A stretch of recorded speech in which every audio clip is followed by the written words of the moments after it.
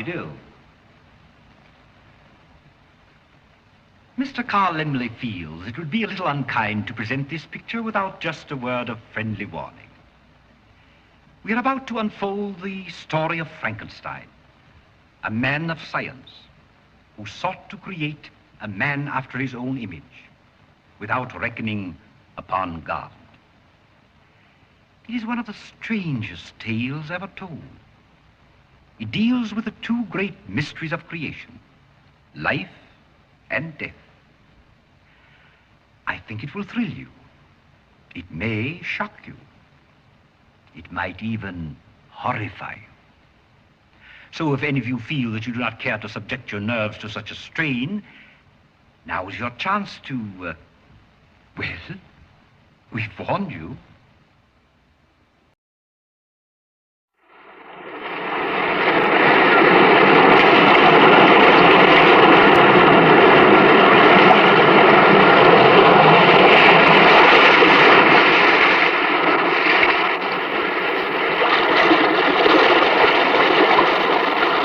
The weird circle.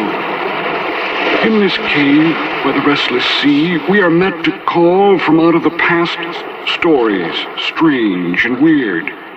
Bellkeeper, toll the bell, so that all may know we are gathered again in the weird circle.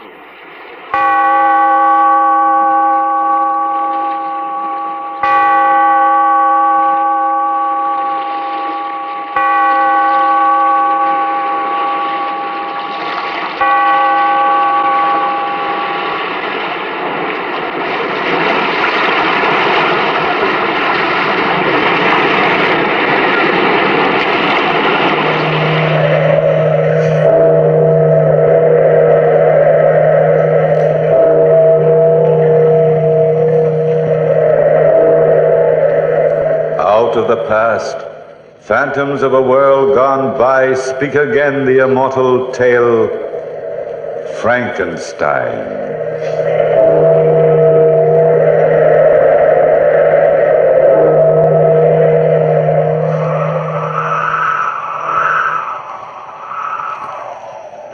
The wind howling outside my lonely home is my only companion. All else is quiet here, as I sit by my window in the parlor, writing this document for the scientific world. Be warned, you doctors and scientists who come after me. Be warned that man must not experiment with the secrets of life.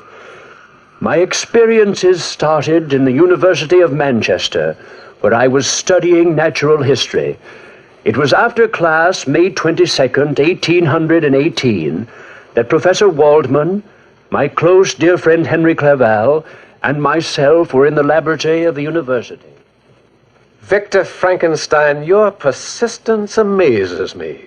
Someday I shall sit at your feet and allow you to teach me. Thank you, Professor Waldman. But the whole subject of the structure of man has always been too clouded in mysticism. Well, frankly, Victor, I prefer mysticism. Well, that's because you're a mystic, Henry. Why, Henry's no more a mystic than I am. He just loves to avoid arduous work. Oh, translating that means I'm lazy, eh, Professor? Well, if you prefer to put it that way, I rather think of you as a student whose nervous structure does not take kindly to natural history. The professor's kinder to you than you are to yourself, Henry. Well, if I worked as hard as you do, Victor, I should probably wear that same gaunt, sleepless look that you carry about. Well, my experiment will be finished tonight.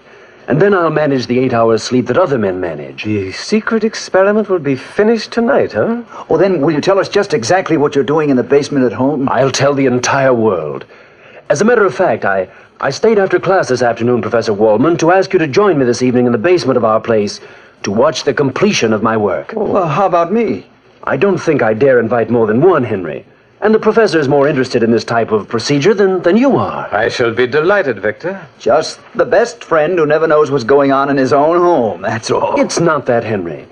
But I thought you'd entertain Elizabeth for me, while the professor and I were at work. Entertaining Elizabeth will be a delightful favor, old boy. You know, I think you trust me too much with her. Have you ever met Victor's fiancée, Professor Waldman? She's one of the most charming... Yes, Elizabeth was one of the most charming, beautiful women I'd ever known.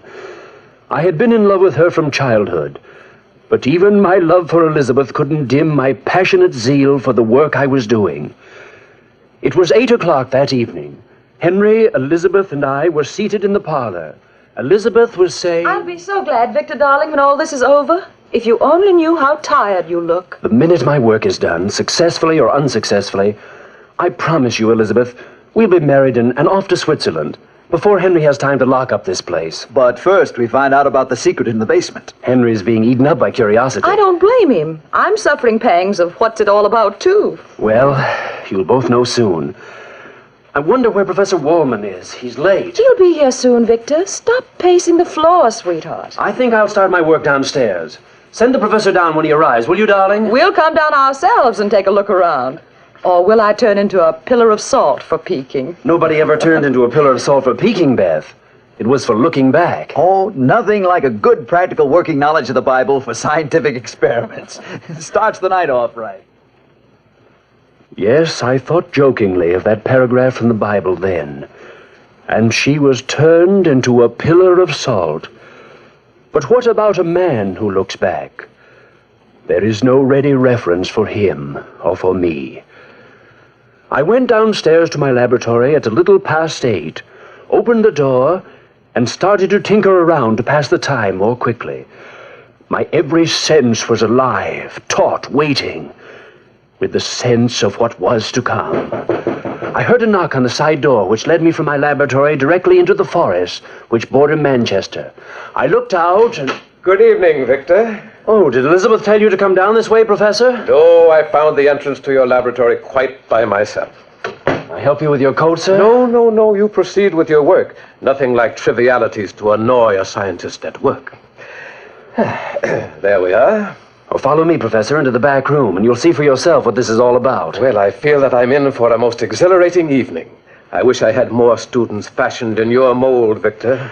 Well, Professor, here is my... Why, what's this? A full-sized replica of a man? Yes, only he isn't full-sized. He's fashioned on a grander scale. I should say this creature standing up would be approximately 8 feet 2 inches tall. Well, you should have been an artist, Victor. He's a perfect reproduction. What did you make him out of? Wood? Clay? Animal flesh. Flesh? Feel him. Oh, feels like the body of a dead man. Or the body of a man who hasn't as yet been brought to life. This body is complete in every detail. Heart, lungs, teeth. Even the fine nervous system. Well, it's interesting. Yes, interesting. How about the brain cells? Yes, adult brain cells. I think he's quite handsome, don't you? Well, each man to his own taste. He's the best reproduction of a man I've ever seen, but actually his face is hideous. As a plastic surgeon, my dear Victor, I'm afraid I can't give you much credit. Well, what do you intend to do with this hulk? You see this fluid here in the test tube? Yes. I filled a hypodermic needle with it. And now I'm going to inject the full 8 ounces into the vein, directly above his heart. But why? Watch. You see, Professor, quite by accident, I stumbled on the secret of life. I've been bringing small, one-cell creatures to life for quite some time. The secret of life? Within 30 seconds after this injection, this creature will live. You're trying to play God, Victor. It's heresy. It's science.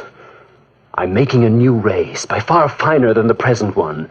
Larger in structure, stronger, heavier, healthier. A race able to live on nuts and berries.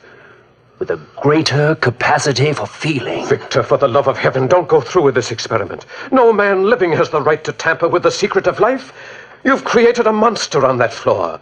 You've no idea what will happen if you go through with this. Watch, Professor. The injection. I only hope and pray this is a failure. It can't be. His eyes moved. Watch him, Professor. He's like a baby, first realizing life. His hands touch the floor. His eyes are trying to focus on the world around him. He's hideous. Yes, he's hideous. I made the skin too much like parchment, I'm afraid. Victor, get rid of that monster. trying to stand up. If that mind which you've created is a twisted one, have you any idea what kind of horror you've let loose in England? As a humanitarian, I feel it my Christian duty to do this now. Put that knife down, Professor. No, I can't let... Ooh! Oh, he's got me in the clutch of his hand. Command him to stop this, Victor. Stop fighting him, Professor. He's frightened. He has the same reactions as a child, grabs and won't let loose. Let me go, monster. Stop! Don't go out that door! Put the professor down! Don't go out that door! The monster left my laboratory through the side entrance into the forest, carrying the incredibly mangled body of the professor with him.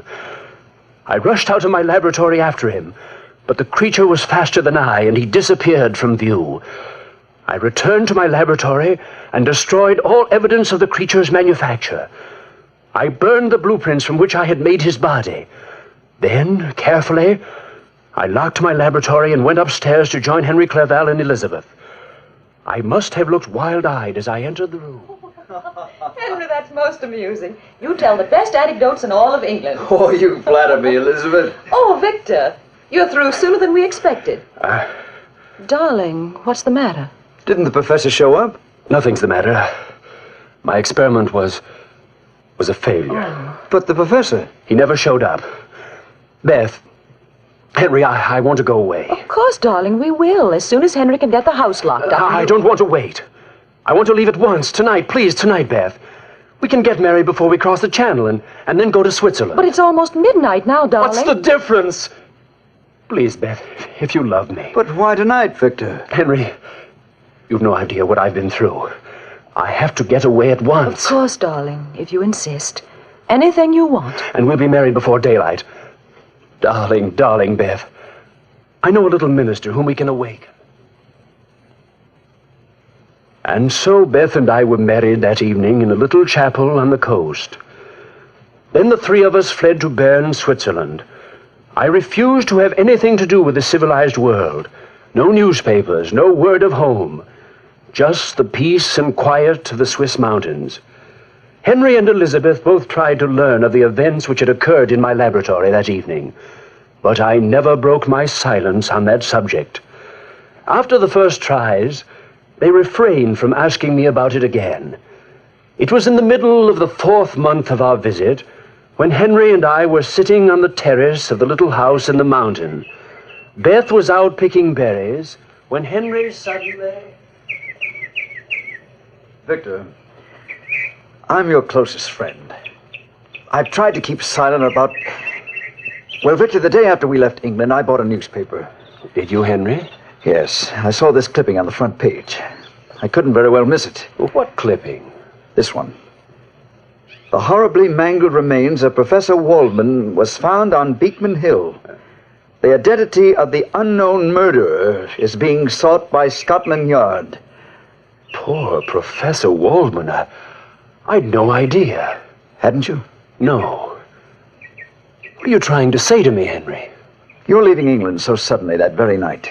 Your fear of being discovered, the secret experiment. Well, it all seemed to add up to some kind of strange connection with this clipping. Now, if you're in trouble, Victor, you can depend on me. I'll stay by your side. I'm not in trouble. I'm just tired, terribly tired. And you know nothing of the professor? Absolutely nothing. He didn't come to our chateau that evening. I told you he didn't then. Stop questioning me. Victor! Victor! We're out here, Beth. Oh, I've just had a horrible experience. Oh, darling, I'm so glad to see you. You're pale, Beth. Sit down right here next to me. Well, what happened, Beth? Well, I was walking in the woods not far from here when I looked up and saw... Well, I saw a man. Sort of a man standing over me. Well, men aren't so bad. That is, if you happen to know the right ones. And you do. I'm not joshing, Henry. He wasn't exactly a man. He was twice the height of anyone I've ever seen. And his skin looked like dried parchment. It's incredible, but I think I've seen a monster. Monster? Yes, I ran away. He didn't follow me. He just stared after me, watching me. You do believe me, don't you? A monster stared after you? Look, Henry. Victor, through the trees right out there. Look! There he is again!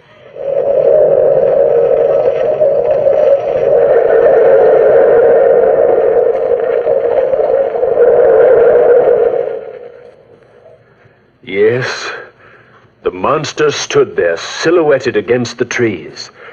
The monster which I had created, standing like an evil blot of flesh and bone, moved in the darkening twilight, and then suddenly, phantom-like, it disappeared. Beth and Henry both watched me as I started from the piazza after the disappearing creature in the backwoods.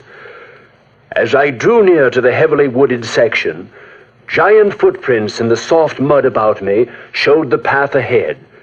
The sun was sinking in the west, and the last orange pinpoints of light needled my flesh until every sense within me was tingling with the expectations of seeing my living horror. Then I realized I was unarmed. Every crooked tree, each twisted branch which obstructed my path, appeared to be his form. I heard the crackling of a branch and the moving of a form on the velvet moss. I thought you'd come, Creator. You. Are you frightened, Creator? You dare talk to me? Please, don't turn away from me. Please. Let me go. I mean no harm to you.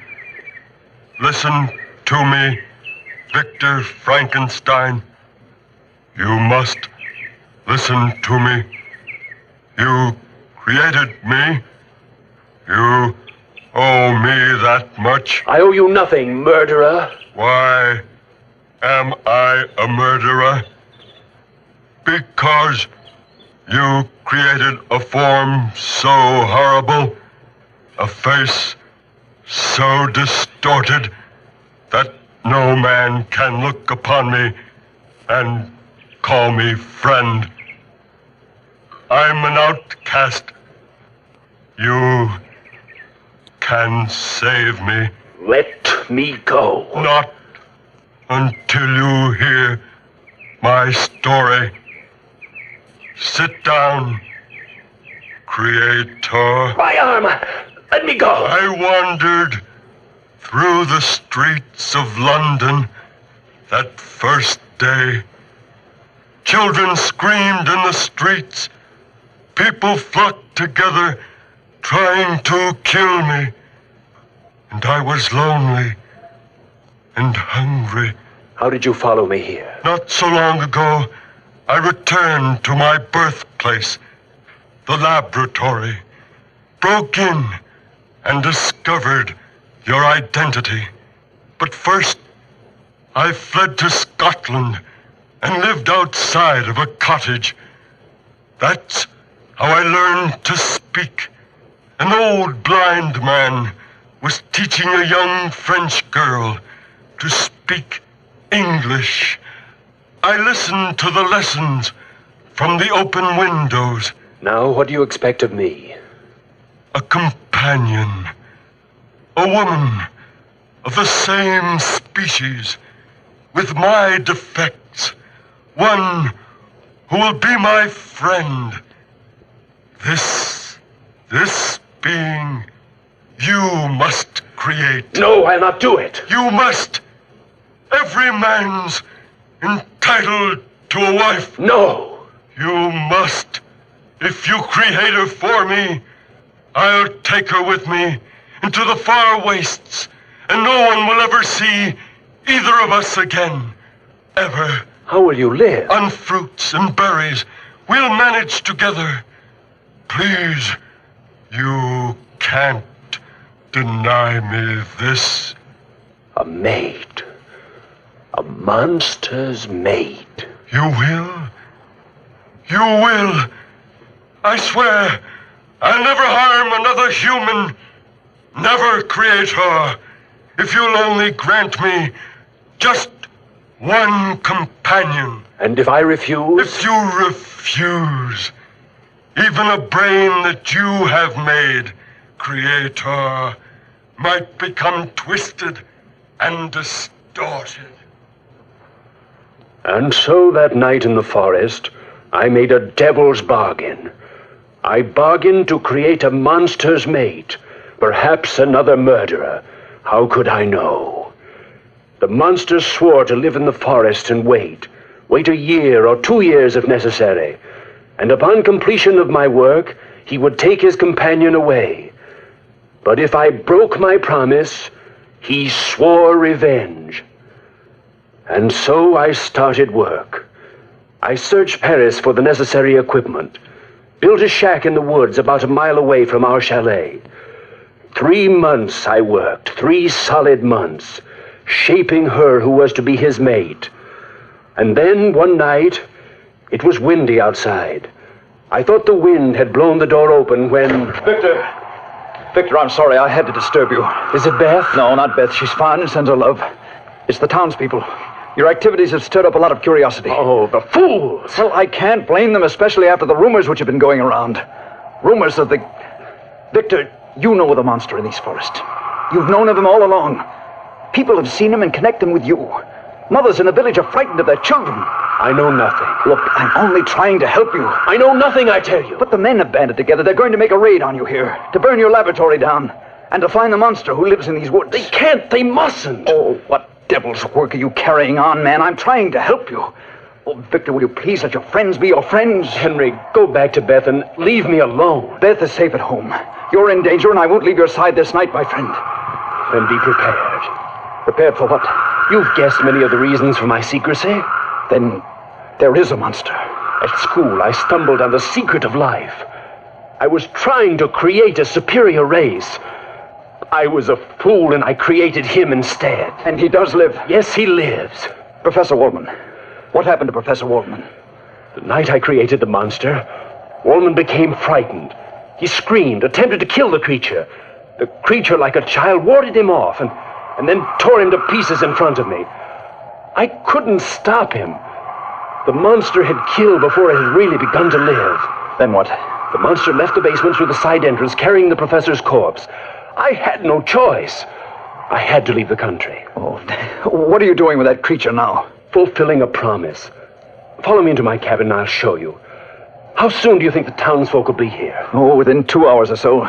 They're meeting in the square in town. Come in. What? A woman? Yes, a woman. The monster's mate, his friend. I promised him a friend, and in return he swears to hide himself forever from the world.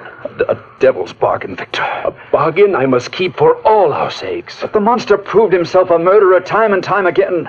Why, in London after the death of Professor Waldman. Time and time again. But how do you know that the mate won't be even more vicious than he?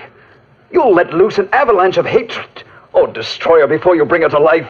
Yes, avalanche of hatred. Look, you've no time to waste. Set fire to this cabin quickly, Victor. Set fire to the cabin and come away.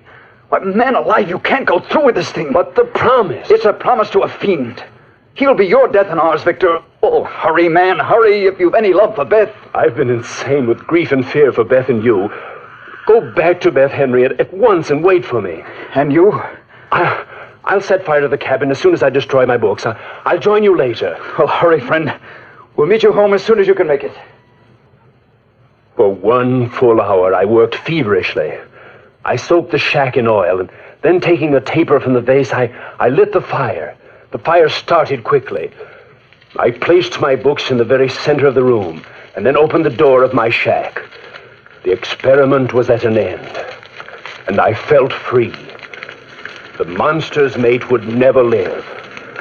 I walked out, and then I saw him, his face contorted with rage. Ah! My wife! My only dead devil friend! Ah! My only dead! I knew then what was in his mind as he raced through the forest in front of me. The blazing shack was a beacon of light, and I saw his huge, misshapen form outdistance me, far outdistance me. He was faster than I, taller than I, and covered more territory. Racing, running blindly through the forest, I reached my home. The door of my home was flung open. Henry, mutilated and torn, stumbled blindly toward me. Victor, the monster. Henry, what? I tried to, Victor.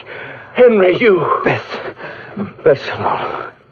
Upstairs. Beth! Beth, I'm coming, darling, I'm coming. I'm coming upstairs. I'm coming, darling, I'm coming.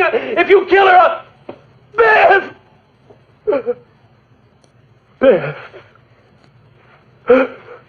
Beth, oh, my darling.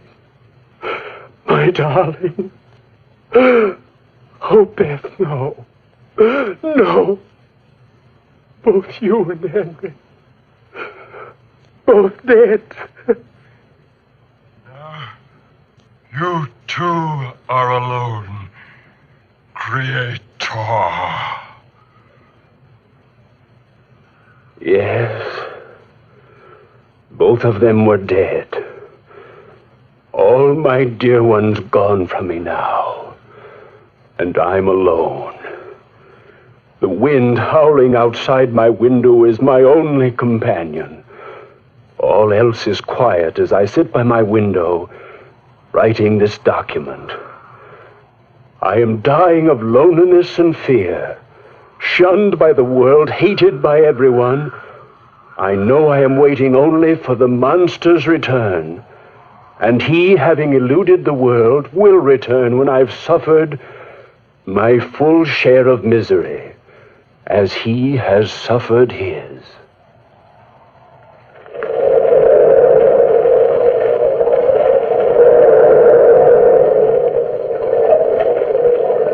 From the time-worn pages of the past, we have brought you the story Frankenstein. Bellkeeper, toll the bell.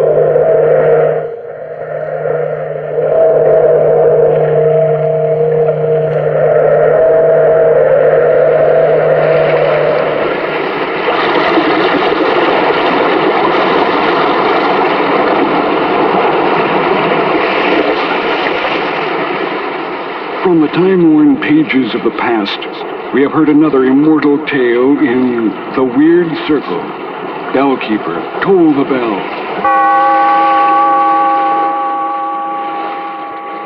Be here in this lonely cave by the restless sea once again next time for another immortal tale in The Weird Circle.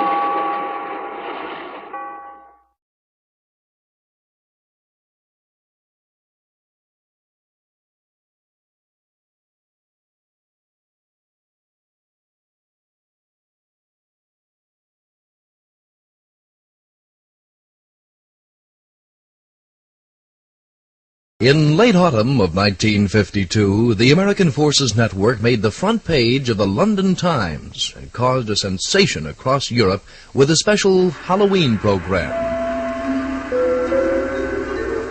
Program director Hunt Downs asked for 3 volunteers among the AFN announcing staff.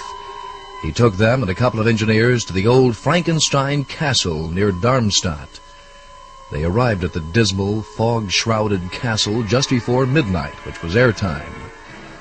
The announcer explained that the myth of the Frankenstein castle claims Dr. Frankenstein's monster returns every 100 years. And he added, "This is the night." Each of the 3 announcers was given a walkie-talkie and a penlight flashlight and sent to different parts of the castle to report on what they saw and heard. There was no script. It was completely ad-lib. And what a psychological experiment. Announcer Carl Nelson's assignment was to enter the Frankenstein family crypt, far beneath the old castle. He was told he'd be the first man to go down there in decades. What he didn't know was that the show's producer had set up a statue in the center of the crypt, and at the height of Nelson's self-induced fear, the producer pulled a string and toppled the statue. The following was aired just as it happened. You and I together are going to see what is in the old tomb. We're going to shut the door behind us.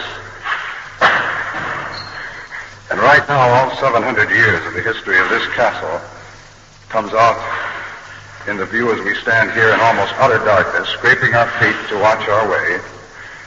And we actually see nothing as yet, as our eyes have not become accustomed to the darkness, as this little flashlight does not throw out very much light. If the monster were in here, if such fable be true, he could be right next to us. We have knocked over something here that... Oh,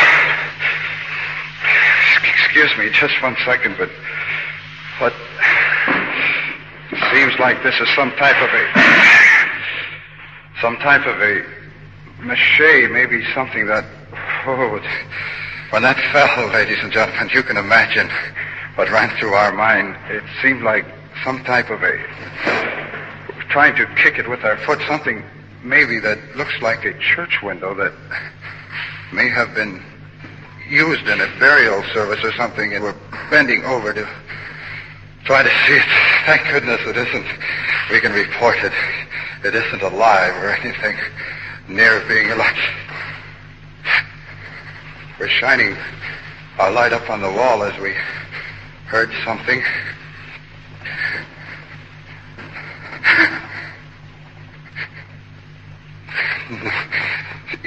You'll excuse the gasp, but our light is fading and it's on something that looks like a statue. Yes, it is just a statue, but an ungodly statue. We're kicking a chain.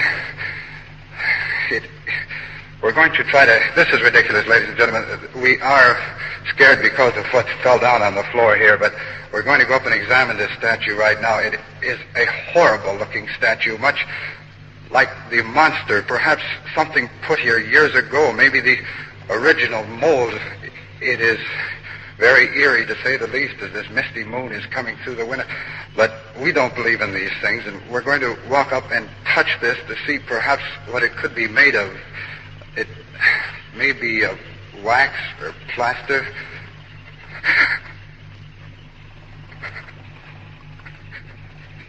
No, it couldn't. It seemed to move as we came up upon it. No, this is ridiculous.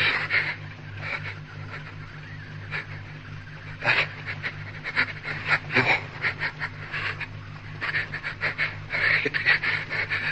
It did move.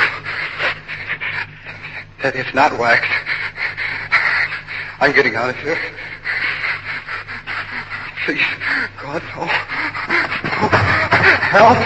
Help, please, help! Please! Can't you hear me out there? No.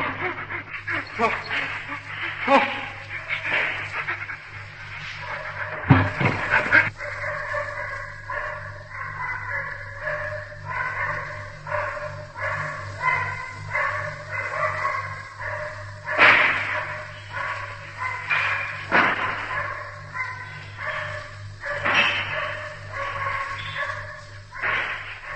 At this point, we should explain that Nelson tried to get out of the crypt only to find the door locked. He fainted. With the mic open, the crew rushed to his side. The last thing listeners heard was someone saying, "This thing has gone far enough. Let's get out of here." Back in the network's headquarters in Frankfurt, the switchboard was jammed by callers wondering if the AFNers did get away from the castle unscathed.